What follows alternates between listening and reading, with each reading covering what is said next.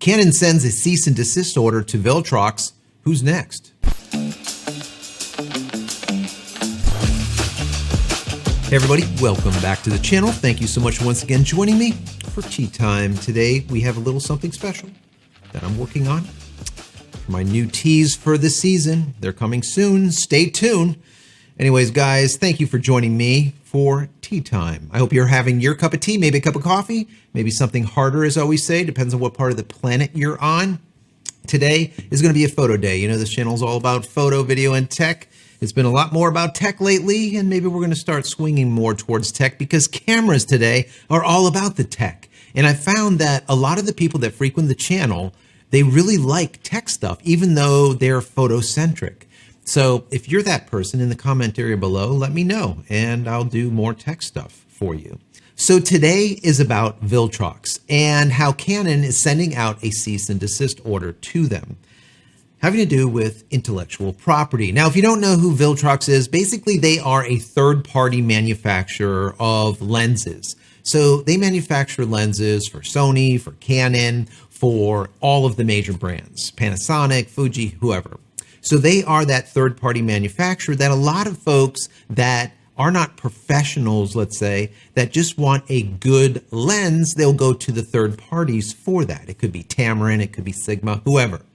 Well, they are currently in the midst of possibly getting sued if they do not comply with Canon. I was reading this over, and some people don't really know what exactly a cease and desist order is, so I looked it up so I can get the exact terminology. And basically what it says is a cease and desist letter is a cautionary letter sent to an alleged wrongdoer describing the alleged misconduct and demanding that the alleged misconduct be stopped. A cease and desist letter provides notice that legal action may and will be taken if the conduct in question continues. You're basically putting someone on notice. Listen, I want you to stop doing this because it's infringing on that, and if you continue doing it, I'm going to sue you. And that is what has happened here. So I went and I was looking this up, and there was very little information about this in the US. I did find a magazine called Photographic, I think it's called. Maybe I'll put the link down below, in Germany. And the entire magazine is written in German, even though I am half Deutsch. I don't read German very well, and it's been a while since I took German. I can read some of it, but I put it through Google Translate to get a better understanding, especially when it comes to technical terms. I don't get all of them because I'm not in the language all the time. Anyways, I want to read this to you because it gives an idea of what's going on, and then I want to have this discussion. I want to know what you think about this in totality, which might not just have to do with Viltrox, but how about the rest of the third-party manufacturers when we talk about the Canon Banyan, the Canon RF mount. So it says that Canon Germany confirms what has been suspected by many in the past few days. The reason why Viltrox has taken its own RF lenses off the market is that patent rights have been infringed. In the statement, Canon also explicitly refers to RF lenses with autofocus. That explains why manual lenses from the manufacturers like Samyang as well as Laowa are still commercially available. These do not appear to infringe on Canon's intellectual property rights and therefore do not appear to be a problem from the market leader's point of view. Market leader obviously being Canon. Canon is a monstrosity. They are huge. Well, the author adds their thoughts, and I agree with this 100%. And I want to add some of mine after. Let me read this real quick.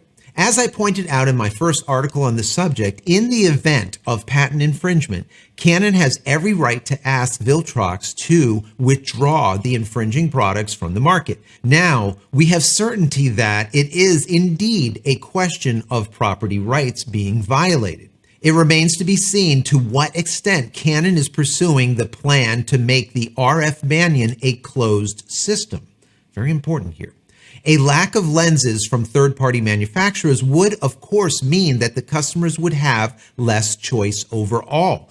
But Canon would also guarantee consistently high quality within the EOS R system. For example, the previous autofocus lenses from Viltrox and Samyang do not seem to use the newer RF protocols, but rather the old EF protocols. That's a problem. Under certain circumstances, selling licenses to select third-party manufacturers could be a step that Canon will consider sooner than later. For a while, the certainly high development costs of the RF Banyan would be compensated for by selling their own RF lenses, but in the long term, the RF system would be made more attractive for users through the targeted addition of third-party lenses. I agree with this 110%. When you have a system that's closed, it's very hard to bring new blood into your system because they look at it as not just the cost of the unit itself, the camera, but the additional costs of lenses. And lenses are everything. They are very expensive, and for the most part, they are what makes the camera tick. They are the heart of everything. But a professional like myself, who might go with a manufacturer piece of glass in comparison to a third party because we are trying to get every little bit out of the camera, out of the kit as possible, a everyday user that is just using one of these cameras just wants a third-party piece of glass because it's going to take good enough photos, number one, but number two, it's going to be a lot easier on your wallet, right? I personally think third-party glass is imperative for any platform. I understand if you want to lock down your brand new mount, like an RF mount, for a set period of time so you can try to recoup that cost. But in the long term, I think you're going to do yourself a disservice in comparison to helping by doing so. Perfect example is Sony. They have opened up that mount, and everyone makes third-party glass for Sony, which is a good thing, I personally think. Now, of course, there's going to be good glass and bad glass and everything in between, and that's why every time I look for different topics for me to cover on this channel, that's all I see is lens review, lens review, lens review, lens, more lens reviews, it's just lens reviews after lens reviews. Sick of them for me. You might want them. But you're not going to see that many of them here on this channel because it's just brain numbing. All right. I don't want to see another damn lens. You only need a certain number of them and that's it. All right. Get good ones to begin with and they'll last a lifetime. Just stop already. Anyways, that's my rant. So in regards to this, I have been through an IP lawsuit myself. So I know all about intellectual property attorneys. They go anywhere from $350 to $600 to $700 an hour. An hour. All right? So even if you're right, let's look at Viltrox, for example. Even if they're right and they didn't infringe on Canon's patent, for them to fight this monolith, right? The giant Canon, it would bankrupt them.